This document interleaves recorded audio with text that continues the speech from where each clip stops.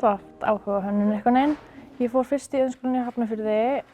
Ég kláraði hönnunar, ég held að það heitir bara hönnunarbraut og svo tók ég stúdent eftir á. Svo fer ég í Listaháskólann.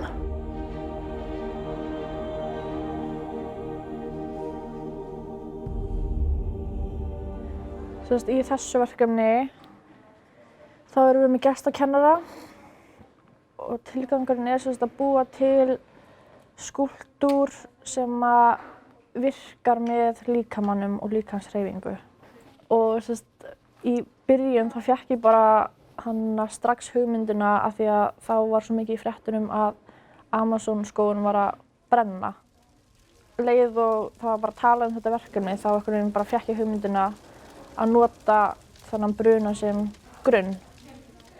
Og út frá því þá bjó ég til svona heim sem að 70% af súrefninu á þessari jörðu er farin vegna bruna og loftslagsbreytingum og bara svona öllu því slæma sem er að gerast í heiminum núna.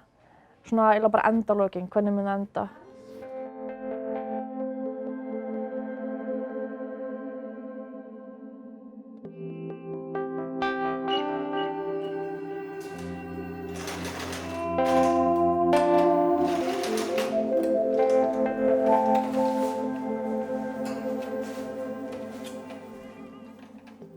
Í þessum heimi er mikil þögn út af því að súrefnið er svo lítið að flest dýr eru dáin eða útdauð.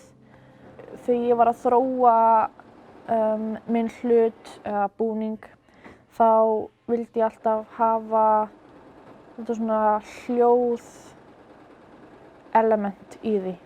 Þannig að þetta er fyrsta. Ég var að reyna að búa til svona gadda, tappar sem maður færi á. Búið til hljóð. Þannig var ég bara að reyna að brjóta dósina öðruvísi saman. En mér finnst skemmtilegt líka. Heyrist ekki eins mikið en rosa fallegt samt. Af því þetta mun vera eftir 500 ár ennþá einhvers staðar.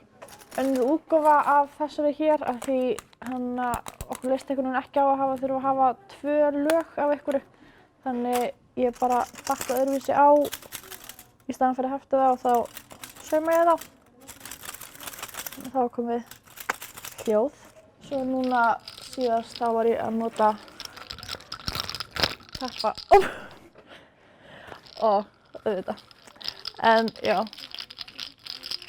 þetta er svona annað. Þannig minn innblástur var alltaf eitthvað sem mun vera til í mjög langan tíma. Þessi búningur er eiginlega að fullnægja þinni löngun fyrir hljóði í hljóðlausum heimi.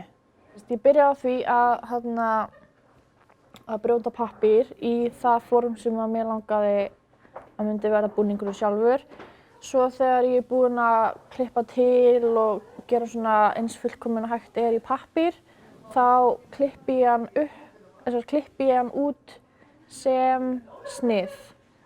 Og tökum við aftur í gegn bara á einu blaði þannig að þetta verður svona hreint og þá getum við meira fundið út hvaða gallar eru, hvað er hægt að gera betra og svo eftir það þá notum við þau snið sem eru fullkomin eða eins fullkomin hægt eru og gerum það í efni eða svona gervi efni sem við viljum svo nota. Þannig ég notaði gardurina frá systur minni, klippti hann niður. Og af því það er svona þykkt efni og ég vil hafa þessi 2 efni þar sem hljóðið kemur frá er miklu þykkara af því þá heyrist meira og svo í pörtum þar sem er brot og svoleiðis vil ég hafa okkur svona kannski einhverju bómullefni eða eitthvað svona sem er léttara.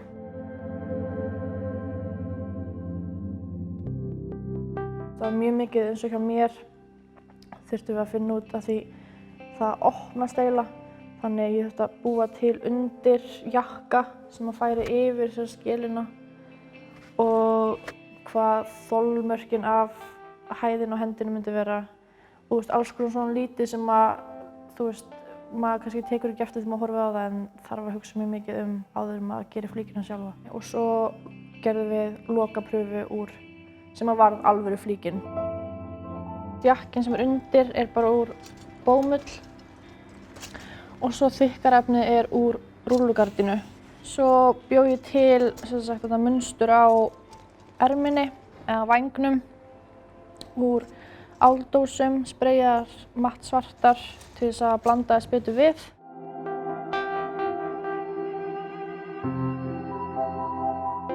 Við þurftum að skila inn þessari loka útkomu af flíkinni og myndbandi líka. Þannig hjá mér var svona augljósa útkoman var að biðja frænku mín að hjálpa mér því hún að læra í kvikmyndaskólanum. Eiginlega bara frá byrjun vissi ég að ég myndi vilja hafa dansara í vídeónu af því að búningurinn svo mikið tengdur við hljóð.